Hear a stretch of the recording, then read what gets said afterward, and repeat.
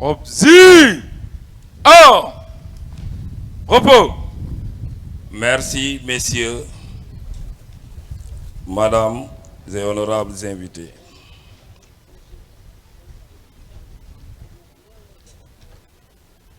Madame, messieurs et honorables invités, nous allons assister à l'arrivée de monsieur Issa Sall, maire de la commune de Mbour. Il saluera le drapeau, puis il va rejoindre la tribune. Dans quelques instants, nous allons assister à l'arrivée de monsieur Issa Sall, maire de la commune de Mbour. Monsieur le maire Cheikh Issa Sall muy maire Mbour moom la ñuy waaj a dalal.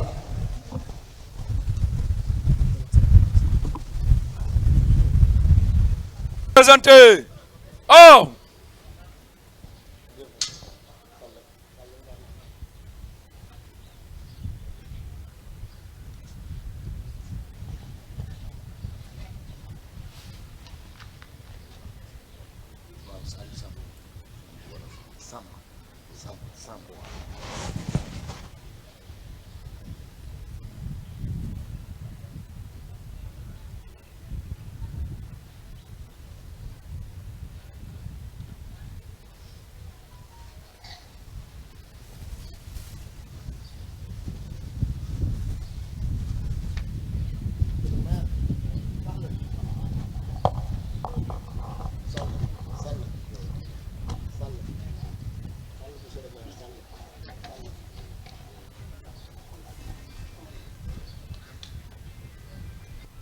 Nous allons assister à l'arrivée de monsieur Salou Samb,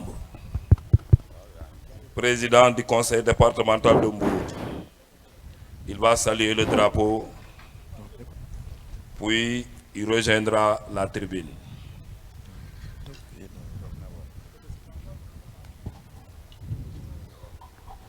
waaye ñu dalal Saliou Samb président conseil départemental bu Mbour bu ñëwee nuuru drapeau bi ba pare yéeg ci kaw tribune mu ngi noonu di yegsi monsieur le président du conseil départemental monsieur Saliou Samb.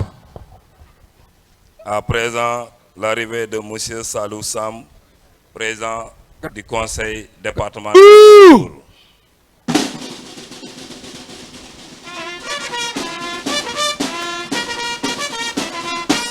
Présenté.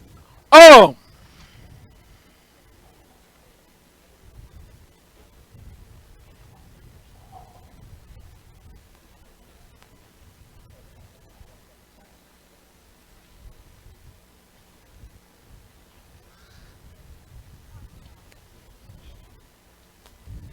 Nous allons assister dans quelques instants à l'arrivée de monsieur le chef d'escadron Mouhamadou Diallo, commandant la compagnie de gendarmerie de Mbour.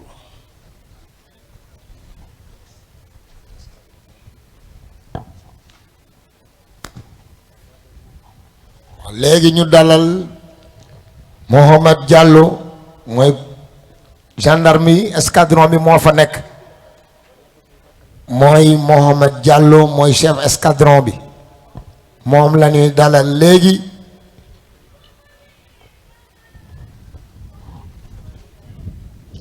À présent, l'arrivée de monsieur le chef d'escadron Mouhamadou Diallo, commandant la compagnie de gendarmerie de Mbour. Il saluera le drapeau et va attendre l'arrivée du représentant du commandant de la zone sud, de la zone 7. Thiès.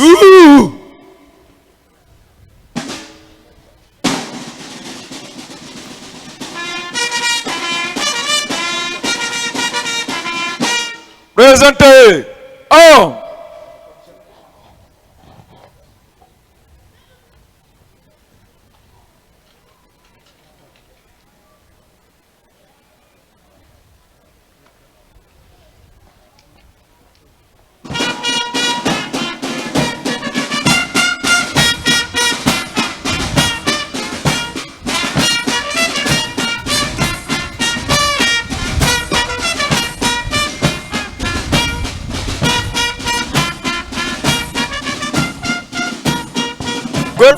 où des soldats sénégalais ont montré avec abnégation et détermination la bravoure.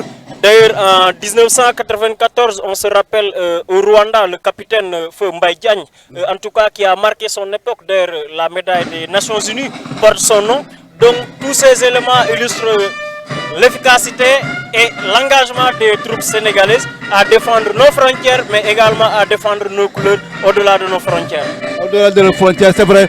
Si on revient un peu à l'organisation, je l'ai dit tantôt, une organisation parfaite, ce qu'on peut retenir. Oui, une organisation en tout cas qui restera dans la mémoire des Mbourois.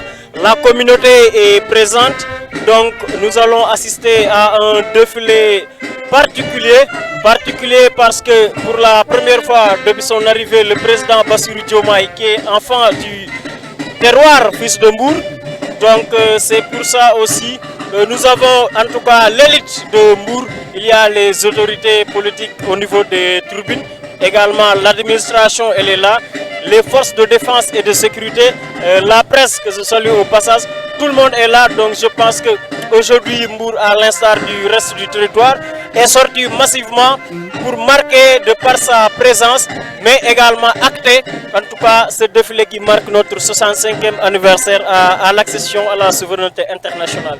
4 avril, donc juste 2 jours avant, il y a eu une polémique par rapport à la loi d'interprétation sur l'amnistie, donc qui a fait couler beaucoup de salive. Alors qu'est-ce qu'on peut dire aussi par rapport à ça? Par rapport à ça, bon, je pense que la polémique c'est tout à fait normal puisque nous sommes dans une démocratie. Et dans une démocratie, on n'est pas tenu d'être d'accord. D'ailleurs, 54% des Sénégalais ont élu le président Diomaye. Donc il y a 46% qui n'ont pas voté pour Diomaye. Donc ce qui veut dire que toutes les décisions qui seront prises ne seront pas unanimes. Mais ce qu'il faut retenir, c'est qu'une nation doit marcher dans la vérité. Et que les Sénégalais aujourd'hui, ils ont besoin de savoir en tout cas ceux qui ont été tués lors des manifestations, qu'est-ce qui s'est passé. Et le président de la République, d'ailleurs, j'ai bien aimé son attitude hier, quand il a parlé d'un dialogue prochain avec toutes les forces vives de la nation, pour qu'ensemble nous puissions en tout cas réfléchir, mettre sur les rails de nouvelles orientations qui vont justement conduire le Sénégal vers cette souveraineté, que ce soit économique, alimentaire et militaire.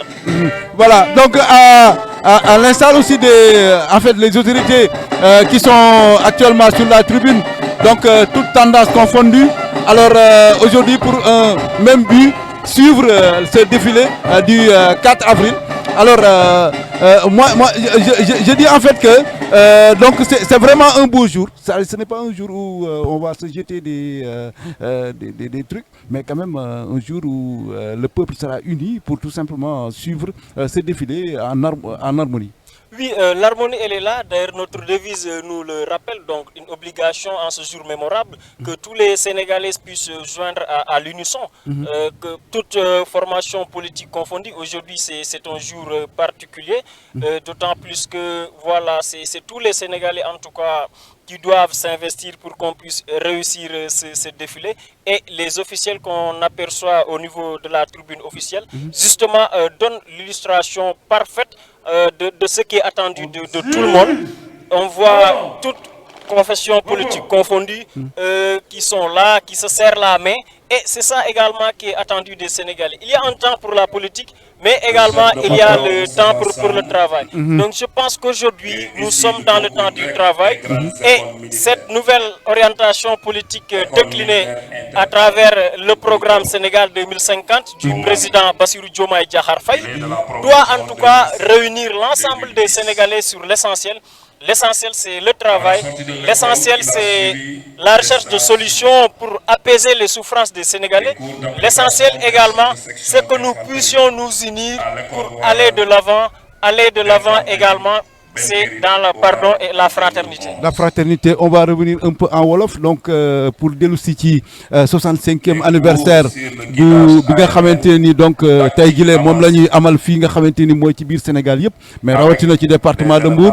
Alors Diegane maa ngi ak sama jeune frère Diégane mi nga xamante ni moom mooy donc le chef de station du Soleil à Mbour donc xëy na du laaj sax mais participer ànd ak moom ñu bokk rek animer affaire bi donc mais li may njëkk a wax rek mooy donc lan la ñu mën a jàngat tey ci organisation beeg défilé beeg yooyu. tey li ñu mën a jàngat d'abord c'est une nation maanaam réew boo xam ne dañoo yaru depuis ce matin li ñu fi wone mooy yar donc yar boobu nag ñu jàpp ne war na mën a continuer ndax xam nañ li nga xam ne rek moom la njiitu réew bu bees bi di Bassirou Diomaye Diakhar Faye sumb muy ay projet yu mucc ayib am yéene boo xam ne rek daanaka wone na ko demb ci discours bi mu def bi mu jàkkaarloo ak sénégalais yi daal di décliner li nga xam ne mooy objectif yi mu am ngir jëmale suñu réew ci kanam loolu nag lu mel nii moo koy jëmbat mu mel ni rek sénégalais ñëpp Mbour waa yëpp gën nañ tey wuy ji ki nga xam ne mooy monsieur le préfet Amadou Diop avec le commandant de la compagnie de gendarmerie le chef d'escadron Mouhamadou Diallo ñi nga xam ne ñoom ñoo piloté défilé bi Mbour muy marqué suñu 65e anniversaire u indépendance thème bi ñu jàpp ren nag mooy mënal sa bopp ci wàllum xarala yi waaye itam ci wàllum industrie ci suñu takk der yi muy loo xam ne nag thème bu am solo la ndax boo xoolee tey Sénégal di réew moo xam ne liñ daan jéegaani dafa xaw a bëri njiitu réew mi Bassirou Diomaye bi mu ñëwee ak collaborateur am ñu ne Sénégal nag daan nañ jéegaani am na loo xam ne nañ jëm def suñu kem kattan ba mënal suñu bopp ci loolu lu dem ci wàllum lekk gi wàllum koom-koom bi waaye itam mënuñ fàtte soldats si ndax ñoom buñ lekkee ba suur bay tala toog fii di wax jàpp naa ne ñoom def nañ ci liggéey bu am solo donc allez-y donc mu nekk loo xam ne daal wax dëgg neex yàlla fii Mbour organisation bi dafa alaa daw me ndax dafa alaa daw me ñëpp ñëw nañ kere mu Mbour ñëpp ñëw nañ ci gën a ndaw ba ci gën a mag ci Mbour tout le monde est là ñëpp a génn ngir fête li nga xam ne mooy suñu 65e anniversaire muy moment boo xam ne histoire na ko bind alaaji bi baax waaw ba léegi suñu soldats yi jàpp nañ ne ñoom mosu ñoo des ginnaaw fu ne dem nañ fa maa ngi dégg léegi ñu cité Darfour ak feneen mais tey dafa mel ni donc laaj na même ci thème bi sax jàpp naa ne mi ngi jëm daanaka ci ñoom. waaw soldaaru Sénégal foo ko wax ci àdduna da nga koy wax di sigi ndax xam nañ suñu soldaar leur seen taxawaay ci terrain bi nekk na loo xam ne àdduna wërngal képp teg nañ ci seen bët man nañ lim lu mel ni Golfe ay doomu Sénégal demoon nañ fa lu mel ni Darfour Soudan ay doomu Sénégal dañ fay dem lu mel ni Mali ay doomu Sénégal dañ fa daan dem lu mel ni Centrafrique ay doomu Sénégal daan nañ fa dem réew yu mel ni Gambie ak Mali ay sénégalais dem nañ fa ba Guinée-Bissau mën ay opération de maintien de paix ci couleur ONU ak CEDEAO donc ci loolu nag ñu wone fa xarañte boo xam ne wax dëgg neex yàlla fu ñu waxee jàmbaar xel yëpp dañuy dem Sénégal pour que nous puissions en tout cas suivre en direct le défilé. Avant qu'il ne rejoigne la tribune officielle, certainement il va faire une revue des troupes. Oui, comme l'exige le protocole, il va faire la revue de troupes, mais avant il va saluer le drapeau. Donc le préfet c'est le chef de l'exécutif départemental. Donc en quelque sorte c'est le représentant du président de la République. Donc c'est le représentant du président de la République et il va saluer le drapeau avant de s'asseoir quoi. Oui, il va saluer le drapeau, ensuite la revue de troupes.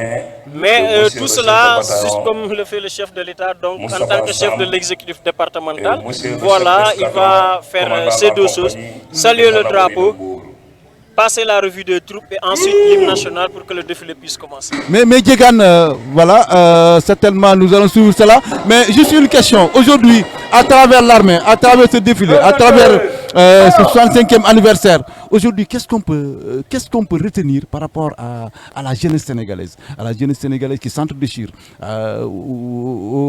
aux insultes au niveau des réseaux sociaux et autres. Aujourd'hui, est-ce qu'il n'est pas temps quand même qu'on mette un pas en arrière pour revoir donc notre façon de voir le Sénégal? C'est tout à fait logique. D'ailleurs, le chef de l'État en a fait état. Il faudrait que les réseaux sociaux puissent avoir leur gendarmerie Et je pense que les nouvelles autorités travaillent là-dessus. Et bientôt des réformes seront mises sur pied pour au moins qu'ils puissent avoir une régulation de ces réseaux sociaux pour limiter ces dérives, que ça soit politique et autres, mais que les Sénégalais se respectent parce que ce n'est que dans le respect en tout cas que l'on puisse marcher. Voilà, je crois qu'on va effectuer une petite pause. Content sur la tribune officielle ndeysaan.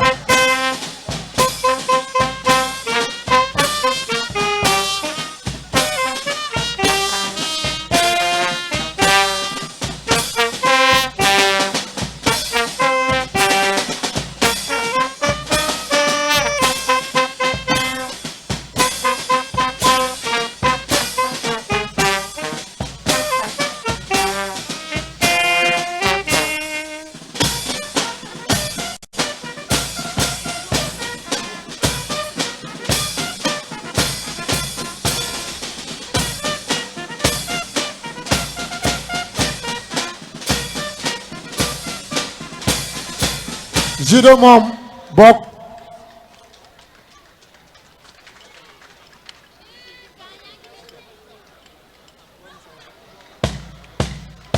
c'est les clubs des arts martiaux qui sont là, le karaté club, le club judo, taekwondo et autres disciplines.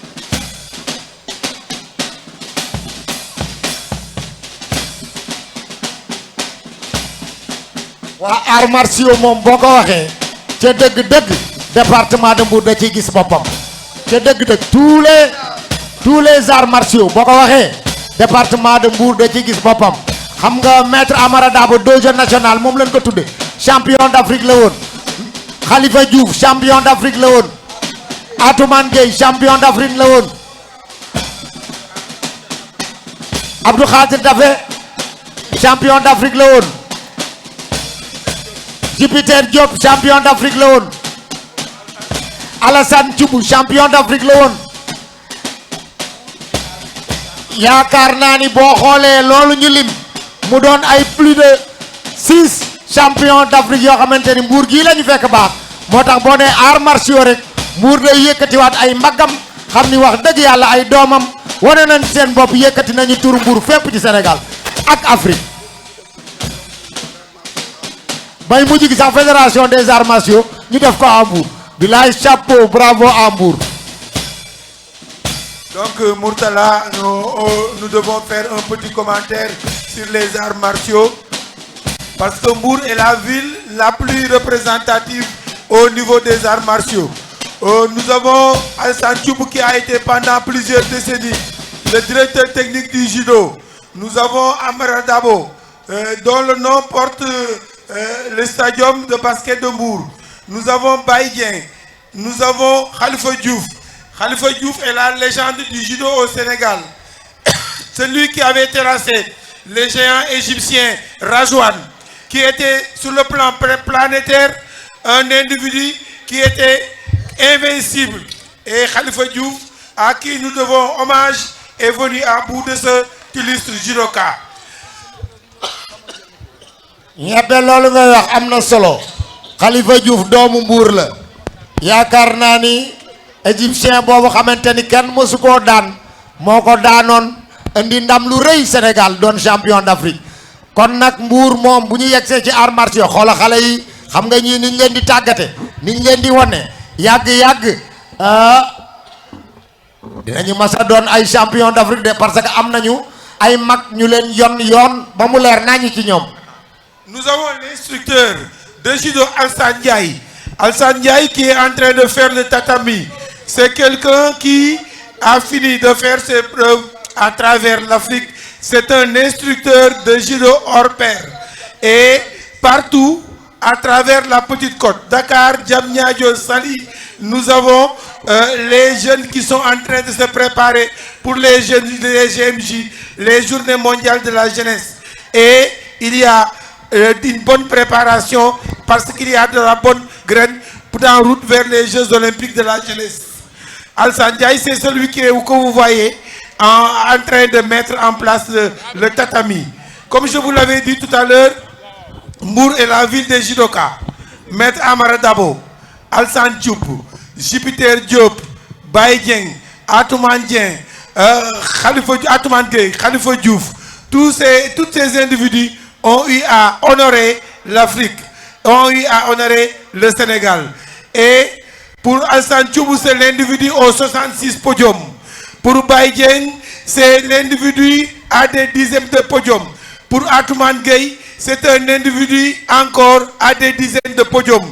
Et ces individus, ces personnages, ce sont des sportifs qui s'illustrent encore dans le développement du sport mbourois. Parce qu'au-delà de leur appartenance au judo, ils sont présents dans l'encadrement dans des autres disciplines sportives. Merci beaucoup. Les Jeux Olympiques de la jeunesse 2026 pour la première fois, nous organisons en Afrique et au Sénégal singulièrement à travers 3 villes, Dakar, Diamniadio et Saly.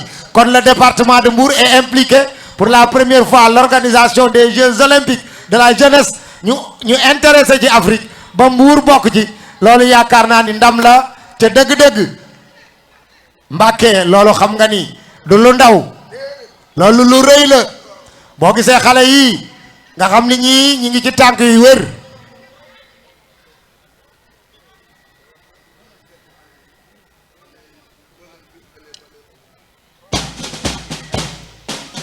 Cette année, le thème est l'olympisme et les valeurs olympiques.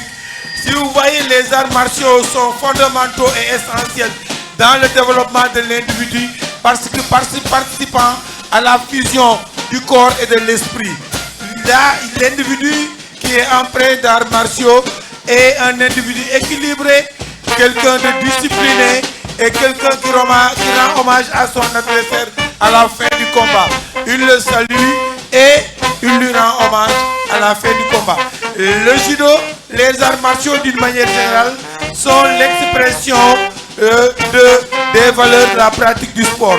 La participation, aller plus haut, être performant, être résilient et être très regardant de son adversaire.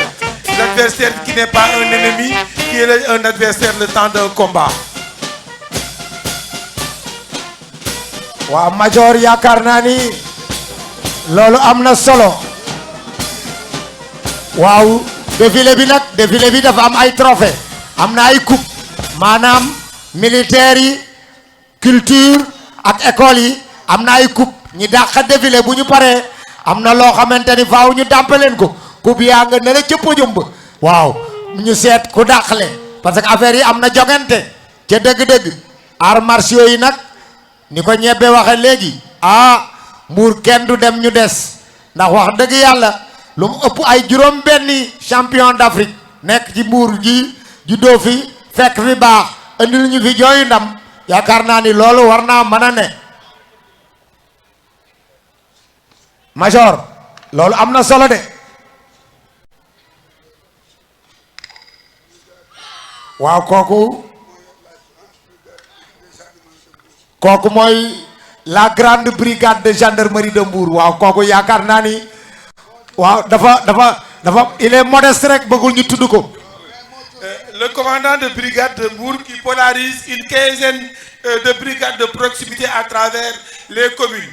Le département de Mbour compte 16 communes. Toutes les communes du département ont une brigade à l'exception de Nguéniène dont la brigade est basée à Joal. Donc, vous voyez donc l'importance des FDS, la couverture sécuritaire qui permet au département de dormir et de souffler. Et aujourd'hui, les performances sont là sur le terrain et partent d'elles-mêmes. Merci beaucoup les arts martiaux. Maintenant, il y a l'Union sénégalaise. Vos Dao. Il fait partie du club judo de Mbour. Le judo de Mbour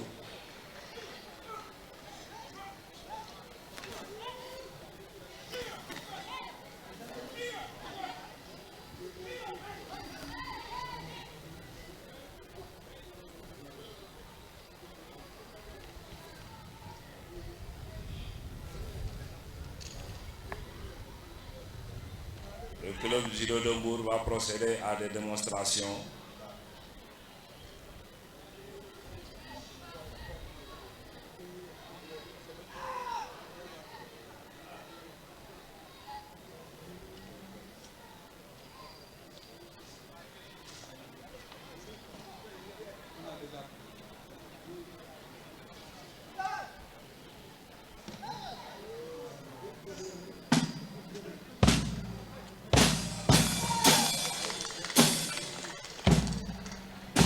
ñooñu ñooy VEDO seen salle d'entraînement moo ngi CEDEPS de Mbour CEDEPS boori école municipale VEDO maître Ndiaye mooy seen chef ñu yore seen salle d'entraînement fële ca CEDEPS ba c'est un principal de collège maître Ndiaye jàngalekat la nag boo ko jëlee foog ni cré rek la xam ndekete arts martiaux la gën a garaaw boo ko jigañee gaañ na la waaye ñoom nag li ci neex ci ñoom dañ lay jàngal xeex waaye li ci gën a wa dañuy yar seen yaram bala ngaa xam sax ñoom ni ay yii dañ koy def nga tooñ leen mbaa nga bund xataal leen lool dañ leen a yar dañ leen a tàggat ba seen xam-xam boobu ak seen xereñte ci xeex duñ ko wone benn yoon danoo yar seen yaram ba pare très discipliné waaye billaay boo juumee ba laal leen di nga xamante ni laal nga laalakkee boo leen laalee di nga xam ni laal nga laalakke waaye dañ leen a yar dañuy nëbbu gis nga ko xoolal ma zaaru xeex yi xam nga ni ji jigéen ku ko song mu defar la bu gaaw a gaaw allahu akbar. Donc c'est une discipline qui fait un résumé de beaucoup d'arts martiaux. Nous voyons des démonstrations qui nous permettent de lire des judo. C'est une discipline transversale. C'est les FDS savent de quoi nous parlons. C'est des katas, des kumite et autres dans les arts martiaux pour les forces de défense, pour les combats rapprochés, corps à corps. Donc vous voyez cette démonstration qui est... ñebe kii pendant la guerre mondiale la ñu inventé discipline bi kii discipline de guerre la xeexu façon xeex yépp a ngi ci ay xam nga li olof naan paddo mooy fi nga xamante ni buñ la fa laalee nga dem yomal xeyam ñoom moom la ñu jàng ñii paddo rek la ñu xam xeexu paddo la ndax ci biir guerre mondiale lañ ko inventé rek lu faagaagal nit rek la ñu jàng xaw na noo jeexale ne bi ñii ma macha allah ñii paddo la ñu jàng ñebe seen siège mu ngi ci CEDEPS.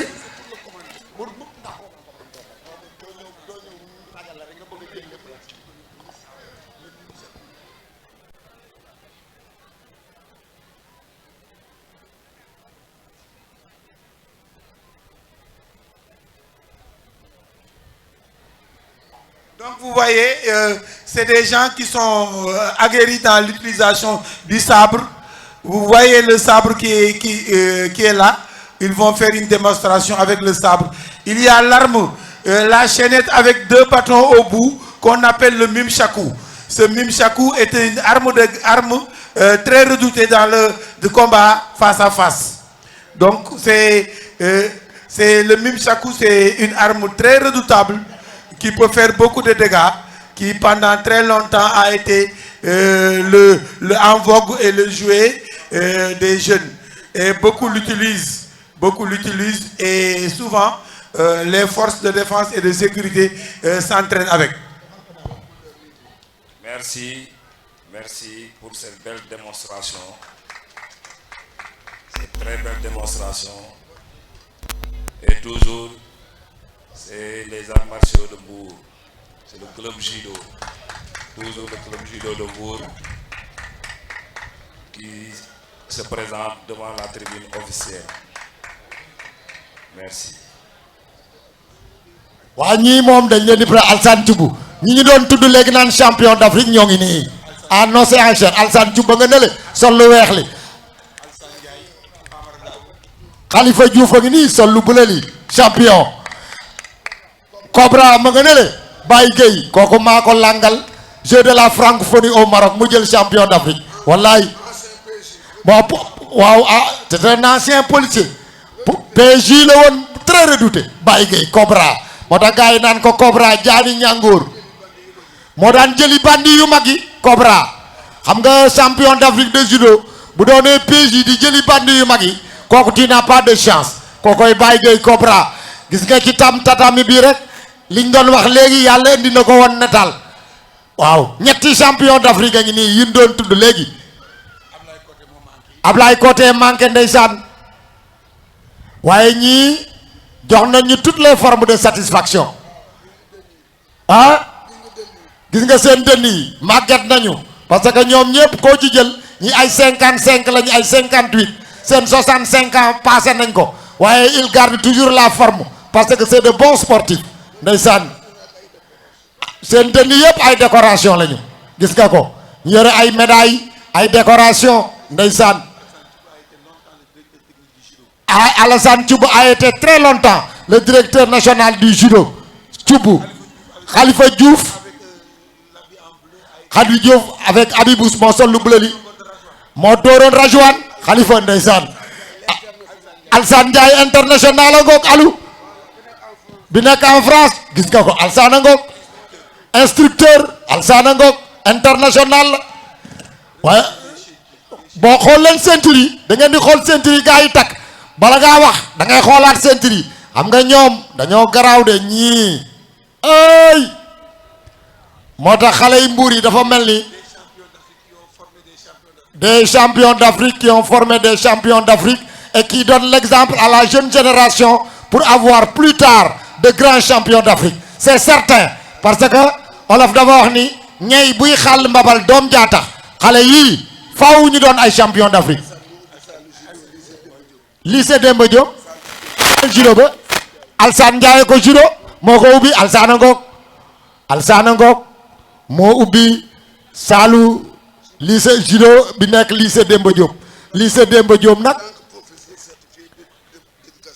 en tant que professeur certifié d'éducation physique moo bac+5 la Alsane mu ngi nii de Alsane Ndiaye mu ngi nii mooy lu yore lu weex loolu takk ceinture gu ñuul gi kooku yaakaar naa ni lycée Demba Diop salle de judo ba fa am moo ko fa créé di jarbaatu Maysa Faye bu Maysa Faye bi ne woon Sénélec xam ngeen ko waaw mu doon champion lycée Demba ñoom nag boo ko tuddee faaw sunu xel dem ni mooy lycée bi président de la république jànge woon Bassirou Diomaye Diakhar Faye buñ ko fàtte ca dëgg-dëgg ñi ngi ci département de Mbour ñii jox nañu ay exemples yu criards à la jeune génération bu ëllëg ak sibir ñu mën a am ay champion d'Afrique wóor nañu parce que boo gisee Cobra male Baye Gueye ndeysaan waaw dégg nga ko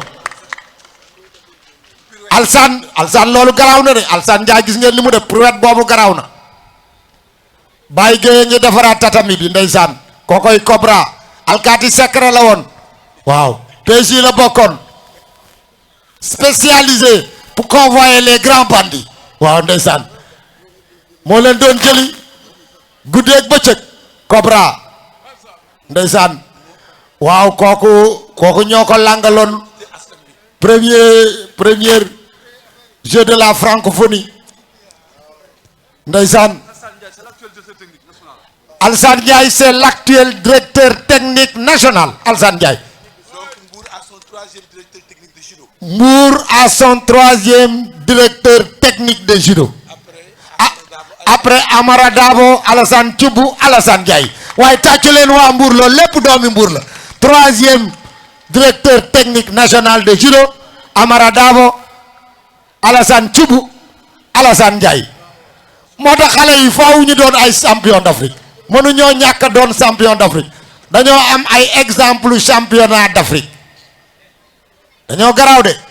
Alassane a pris l'option de dire non au Maroc, non à la France et de revenir pour travailler pour son pays. Alsane nag a eu le courage de dire non à la France, non au Maroc pour revenir au pays et diriger le judo de son pays kooku yaakaar naa ni bu doon ay avantage ak ay intérêt moo ko mu dem Maroc mbaa mu dem France mais il a renié à tout cela pour venir à Mbour bu doon xaalis Alassane den Maroc mbaa mu dem France waaye dañu ma ni doomu Sénégal laa ñibbi. Nous avons deux titrés mbourois qui sont absents.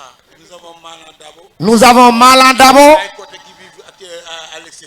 ak Ablaye Koté qui vivent à l'extérieur. Yaakaar naa ni vraiment buñ doon xool palmarès su dëkk yëpp ci judo Mbour jël na ndam li c'est certain. Une démonstration de cercle bu ñu taal un cercle enflammé ah nga war a jàll doo ko laal doo ko fay doo lakk du la lakk doo ko fay doo ko laal Alassane de mooy jëkk a tàmbali waaye tàccu leen ko waaye may ko fit dooleel ko ñii ay doomi Mbuur la yu ñu sagal yoo xamante ni fu ñu dem indi ndam la doon ay champion d'Afrique xanaa man damaa xamul luy champion d'Afrique la gars yi xamul waa judo mooy maîtrise du corps et de l'esprit. Alassane nag son père nag est un inspecteur principal de la jeunesse.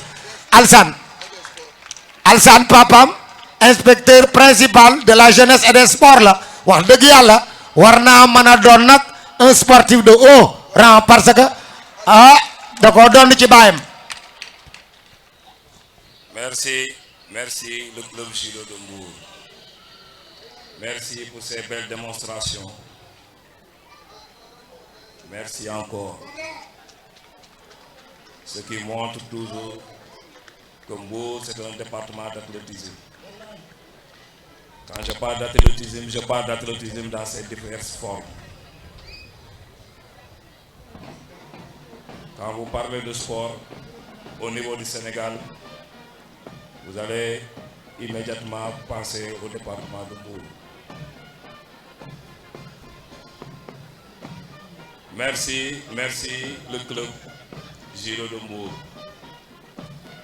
À présent, nous allons assister au défilé à pied.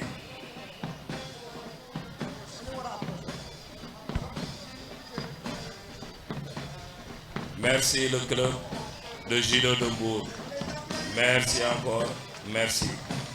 Maintenant, il y a les deux autres différentes formations civiles qui défilent.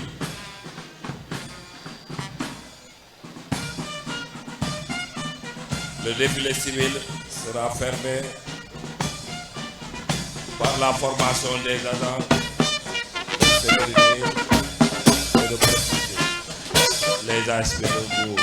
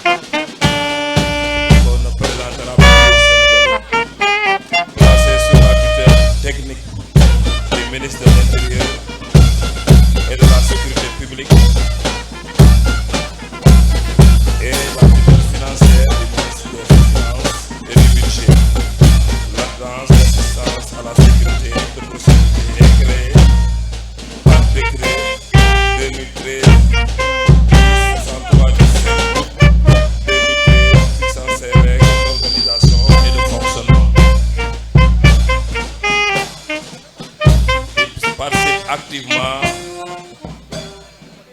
au service des différents services de l'État.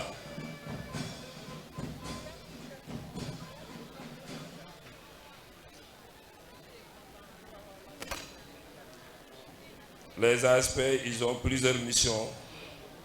Ils participent à l'élaboration de la mise en œuvre en rapport avec les différents acteurs de la police et de la gendarmerie, où ils ont un apport très considérable.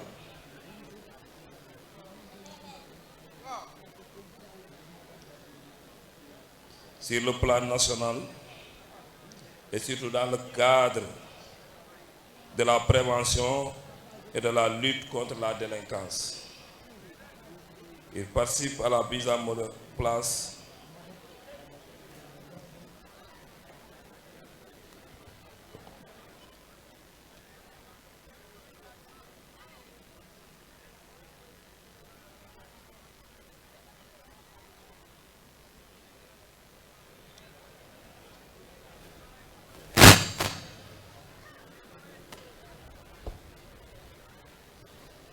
À présent, nous allons assister au défilé militaire.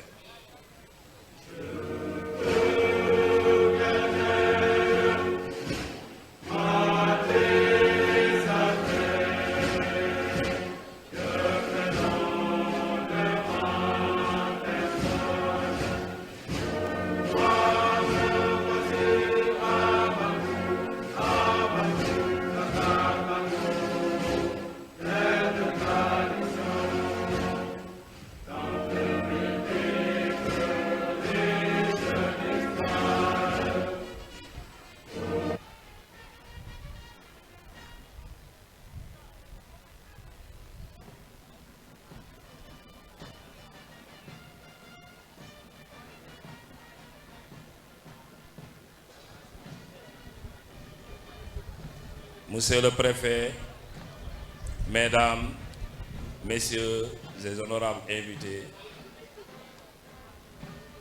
c'est le défilé militaire qui commence. Le défilé militaire sera ouvert par nos honorables anciens combattants qui ont clairement balisé le chemin à la jeune génération. Les anciens combattants qui sont représentés par cette forte délégation, formation habillée en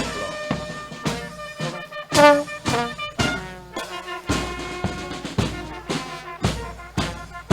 C'est l'union des anciens combattants du département de Mbour.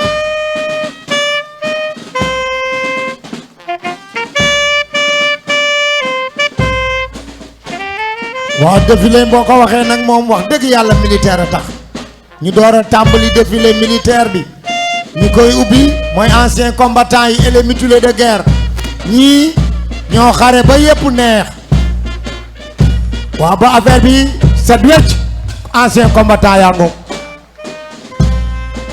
jërëjëf major li nga wax ci ancien combattant yi moom laa la bëgg a wax fii rek ci tënk juróom ñaari président ancien combattant jaar nañu biir Mbour monsieur le préfet du département waaye ki fi nekk léegi nii nga xam dafa nekkoon un ancien de la primature ñëw fii barki démb nga dem installé ko visité ko ñu taxaw ni la dinaa def loo xam ni ñun ancien combattant lañu réy nga habillé leen nu mel ni tey jii monsieur le maire de la commune mu taxaw ci président conseil départemental taxaw ci ba ñu mel ni ñu mel tey jii di ko defee di ko ubbi tey jii major waxoon naa la ci bureau ba ne la l'ouverture du défilé militaire par les anciens combattants restera à jamais gravé dans l'histoire militaire du département et de la commune de Mbour.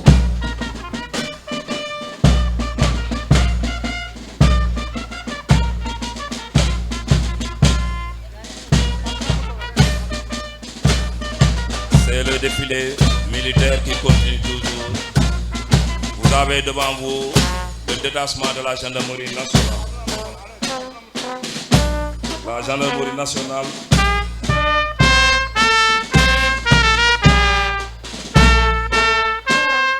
il y a 3 missions principales qui sont les missions de police judiciaire, les missions de police administrative, de sécurité routière et de renseignement aux autorités compétentes. Elle a aussi une mission de défense nationale. Elle veille à la sécurité publique et assure le maintien de l'ordre et l'exécution des lois et règlements. La police judiciaire constitue l'une de ses missions principales. Elle contribue à des missions de renseignement et d'information aux autorités publiques et à la protection des populations et de leurs biens. Son action s'exerce sur l'étendue du territoire national ainsi qu'aux armées, au préfet de tous les départements ministériels. Nous avons le détachement du bataillon blindé. Le bataillon blindé C'est un bataillon blindé qui est basé à Thiès. Nous avons le détachement des sapeurs-pompiers. Les sapeurs-pompiers qui ont pour devise sauver ou périr. Qui sont les sapeurs-pompiers, leur devise c'est sauver ou périr. Quand ils sont engagés dans une mission, ils aillent jusqu'au bout. En cas de situation très critique, ils sont prêts à y laisser leur vie, conformément à leur devise, sauver ou périr.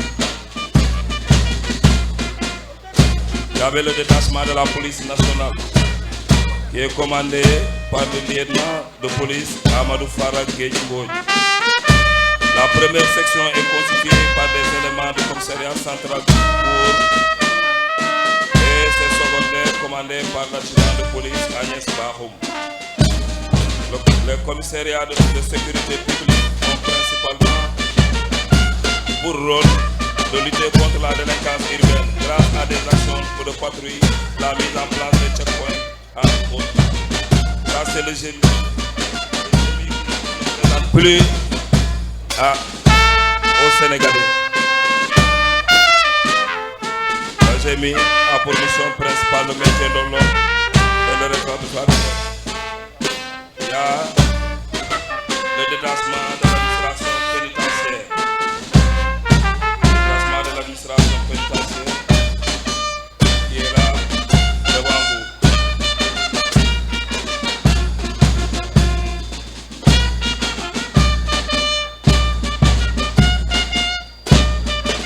Il y a le service des eaux et forêts qui ont pour devise la forêt, ma foi, ma loi. Le service des eaux et forêts a pour mission la protection et la conservation des écosystèmes pour un développement durable des ressources du département. Ces actions se matérialisent par aménagement et production forestière.